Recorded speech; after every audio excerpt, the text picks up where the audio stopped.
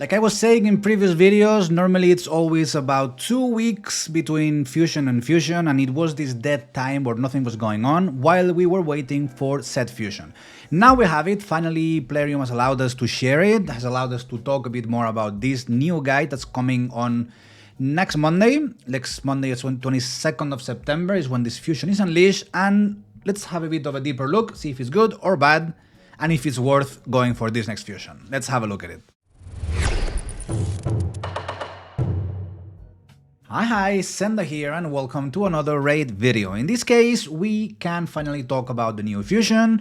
We didn't know until I'll be publishing this video on Wednesday, so I filmed this on Tuesday, and it wasn't until Tuesday that we knew that he was gonna be the fusion. And I was saying in previous videos that I hope that this fusion wasn't gonna be good because I was completely drained of resources. We had the fusion of Donatello, we have then the event to get his 5-star ascension, and it's just like complete drainage of resources. We don't know yet when are we gonna have any next events to get to pull Raphael or to put Leonardo, which are probably more interesting if you have the other two turtles.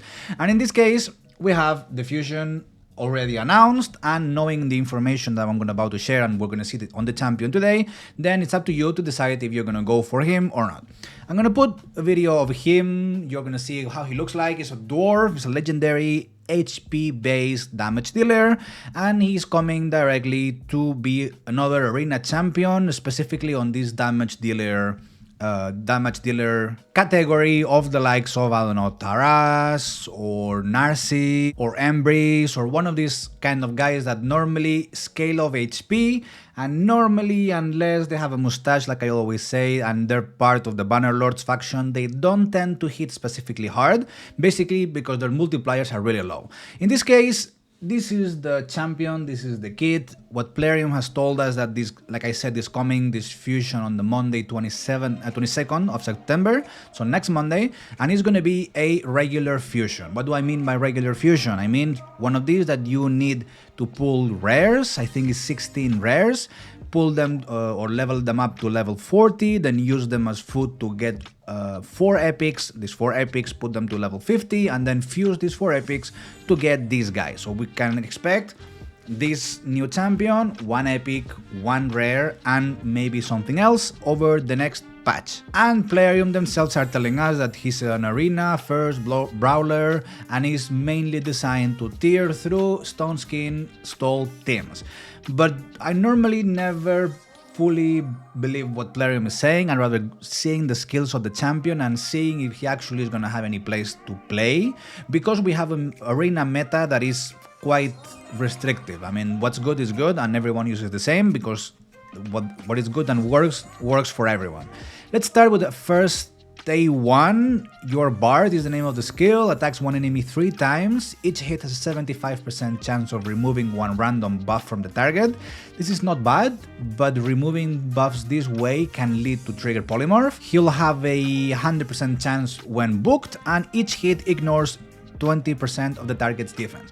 Normally what they do with these HP based champions, if they want them to hit hard, they will put in their kit something like that, either ignoring defense or it deals more damage based on X condition. Is normally always something like that. But in A1, quite simple, triple hitter is not bad. I don't expect to have very high multipliers, and the 20% defense ignore on the A1 probably added to a 25% chance of a lethal set or a savage set is at least half of the defense, and plus a mastery is around 60, something like that, 70%.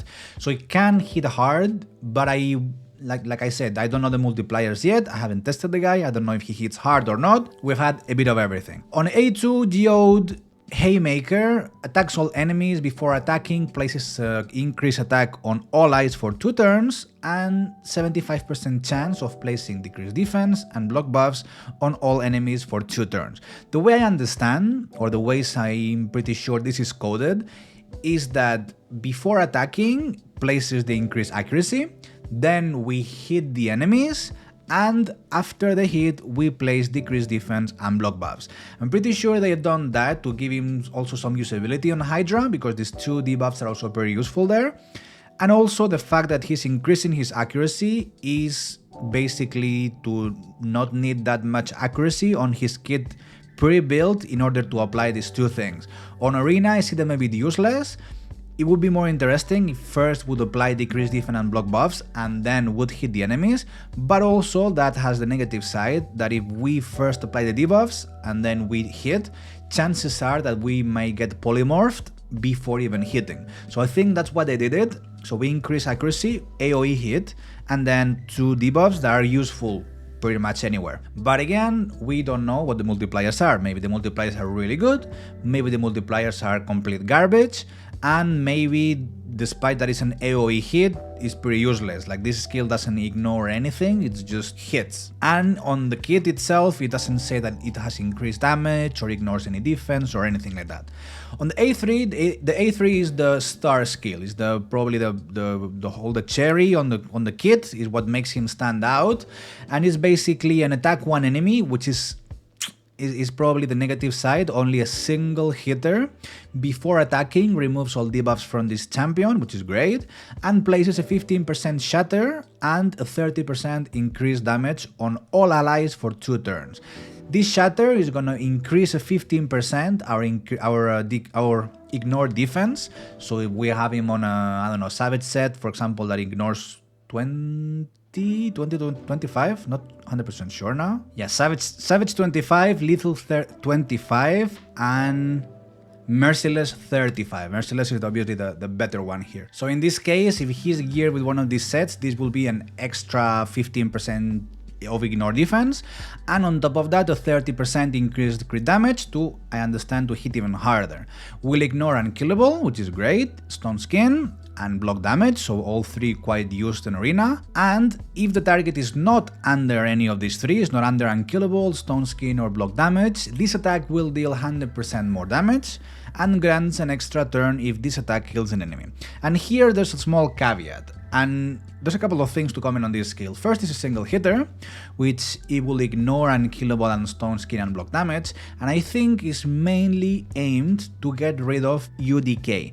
Normally the UDKs are always in stone skin, and what they do is, since you're able to the idea is you pierce through his stone skin, he dies, and then you can use the A2 to kill the rest of the enemies. The question is the hit gonna be hard enough to pierce through a well-geared UDK? And also, the second part of the skill is that if the enemy doesn't have any of these three, we will deal 100% more damage. Which brings me to the next point, which is a very similar champion to Embrace. In this case, Embrace, on the first form, we will be completely removing stone skin. This cannot be resisted. But also on the A2, which is kind of the HP based damage dealer, exactly the same as it will be this dwarf called Granyt Doorkeep, I don't know if I've said the name, has a similar way of saying skill. However, Embrace is obviously much better, because it says deals double damage to enemies whose accuracy is lower than this champion's accuracy. So normally you would try to have Embrace with low accuracy, because dealing double damage is getting whatever number of damage you've done and then doing it times 2. And on Granyt, what they've done is something a bit different, and they also worded it differently, because it says this attack will deal 100% more damage, not double. So basically it's just taking the same amount of damage that it dealt and adding it on the damage that it's doing. So obviously doing double damage is more than doing 100% of damage. But the question is this enough? I mean, this effect, which is the hard hit, will only trigger if the enemy does not have stone skin. And the idea is to hit with this skill someone that has his stone skin in order to pierce through it. And if we manage to kill the enemy, then extra turn, which is great, and will allow us to use the A2. But like I said, we don't know multipliers yet, might be really good, might be really shit. Finally, we have a passive at the start of this champion's turn, removes fear, true fear, provoke, stun, freeze, sleep and petrification, not ship.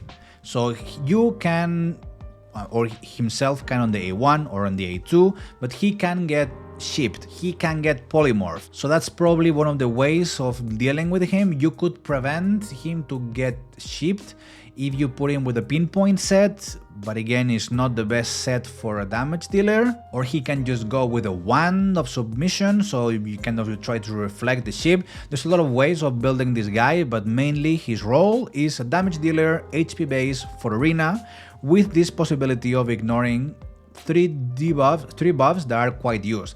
Unfortunately, it doesn't have anything to kind of go against or through the shields. It will be maybe a bit too much to ask. At the end of the day, it's a fusion, and we know that fusions are not normally, I mean, there's always exceptions, but normally they're not game changing, the fusions, except, you know, Armans or Fabian or Gnut or one of these guys, but normally it's not the standard. We have finally an aura that increases the crit rate in all allies in 20%, not the best aura either, but again, he might have certain uses in places like waves, in places like Hydra, because the A2, these two debuffs are quite useful there, but overall, I think I'm personally gonna skip it. I don't think I need him, and I don't think, like, based on the arena meta, if the enemy has stone skin, you either place bombs or place HP burn and then you trigger it somehow, or you just ignore it and kill the enemy with someone that you know is gonna hit hard, like a Georgid or like a He-Man or even Ailil or Mesomel.